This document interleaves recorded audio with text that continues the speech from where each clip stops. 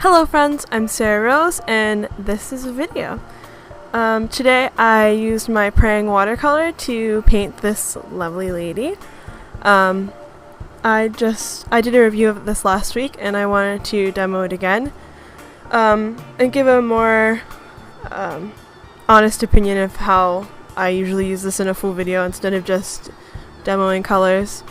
As you can see right now, I am sketching the lady that I wanted to draw. The reference that I used is linked in the description box, along with the review of these watercolors that I did last week, the review of my Winsor & Newton Cotman Pocket Box watercolors, and a review of the cheap watercolor, well not cheap, the affordable watercolor brushes that I used in this video. I actually only used one. I used the size 8, what is it, round brush, but yeah. Right now in this video I'm using my Dixon Ticonderoga black pencil in HB2. I use this a lot for sketching, and the grip that's on it is actually like a self-sticking bandage thing. I had it on my finger for no reason and then I wrapped it around my pencil. Yeah, I just wrapped it around my pencil and I went with it. I started using it. But anyways, I had a little bit of trouble sketching her. It turns out looking alright at the end, but I wanted to make it look more like the woman in the picture. It sort of looks like her at the end, but it took me a while to sketch this, and I even sketched a little bit off screen. So now I took out my brushes and my paint, and I'm about to mix up a skin tone color using... What colors did I use? Let me check that. I can't remember what colors I used. Let me check. Okay, I used brown 12 and blue 7, and I might have added a little bit of red violet or blue violet. I can't actually remember it, but I just painted this layer over her skin, and while it's drying I used the black 34 to mix up, just a black color for her turtleneck, because in the original picture the lady is wearing a turtleneck. So I just used the black that I was provided instead of mixing up a color. If I was to mix up the black though, instead of using one that comes with a palette, I would probably use blue 7 and the brown 12. That seems to make nice, dark, almost black colors. So, okay, now I'm using the same skin tone that I mixed up earlier, and I'm trying to add definition to her face, definition and dimension. And I put it around her, like the whole way around her face, pretty much. And I put some under her nose and, on the sides of her nose to add contour. And then, as I was looking at the reference picture, I realized the right side that I'm painting on right now was actually darker. It was supposed to be more in shadow, and I tried to add some darkness over there, but I sort of strayed away from the reference in that way. Actually strayed away from the reference. You can see how this looks like the reference, but I strayed away from it a little bit. Now I'm adding a purple color. I think I used blue violet and red violet to make that purple color that's under her eyes, and then I used red violet and red 1 to make that cheek color that I just spread all over the face.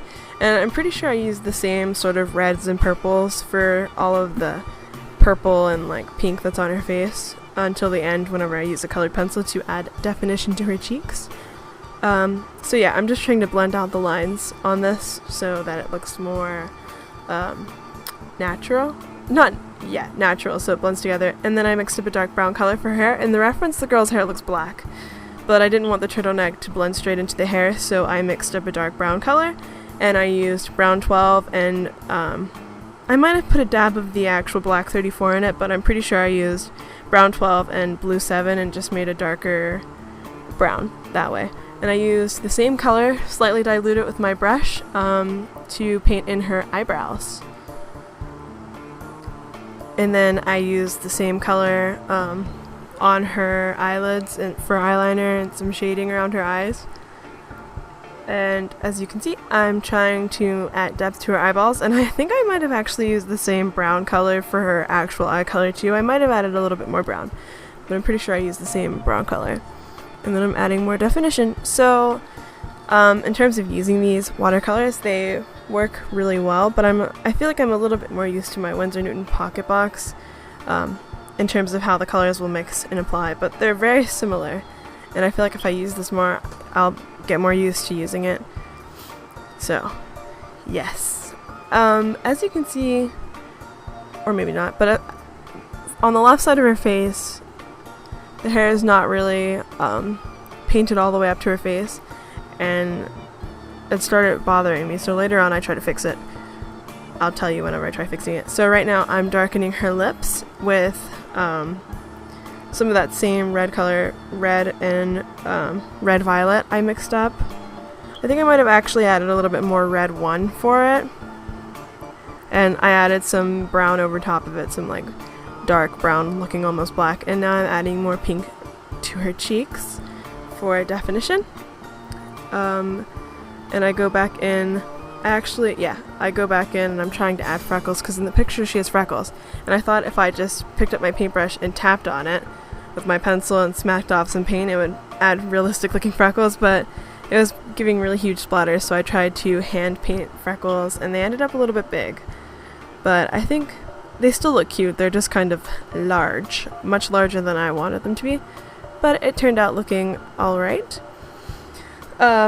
Now this is the part where, yes, I pulled out a black colored pencil. The colored pencil I'm using right now is black by Prang, and I'm using it around her eyes to add depth and try adding some eyelashes and darken the eyes.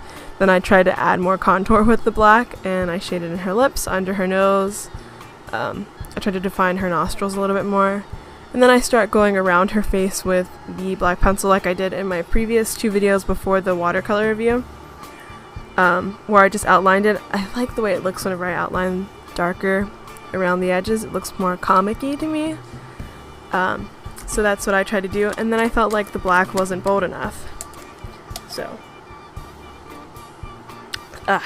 just took a sip of water.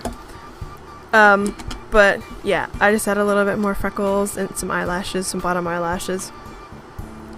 But I do eventually go back over the areas in black with an ink pen marker thing. I might be taking it out right now. Am I taking it out right now? I can't remember. Ah, yep, yes I am. It is a Faber Castell Pitt artist pen, and the size is S. I think that's the size. And it is a brush pen, and I never really use ink in my... Oh, sorry, no. It's not size S. It is size B. It's B. My S pen is actually sitting on my desk, and it's a fine liner. This, what I'm using in the video, is size B, and it's a brush pen, and I never really use inks, as I said in my drawings, but for this I felt like, compared to the black paint, the black pencil was not dark enough, so I needed to outline in a darker color. Now I whipped out my Jelly Roll gel pen 08. It's a white gel pen, and I'm using it to add highlights to her nose, her eyeballs, and her lips, and I also add some to her hair. I don't know, I just like doing it. I think it looks nice when you add a little shine to their faces. And now I whipped out my Ticonderoga erasable pencil in carmine red, and I'm trying to add more pink tones to her face, so I added a little bit on her cheeks. And I also added some, I tried to add some to her chin, and I added some to her eyelids. And I think no, that's still black.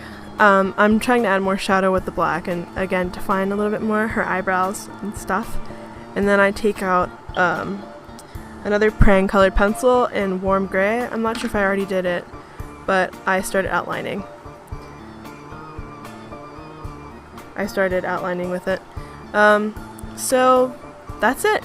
That's how she looks. I think she turned out pretty well. Tell me what you guys think. Thank you for watching. Please subscribe and check my description box. All of my social media and the supplies I used are linked in the description box. Until next time, see you guys later next week. Okay, see ya. Bye.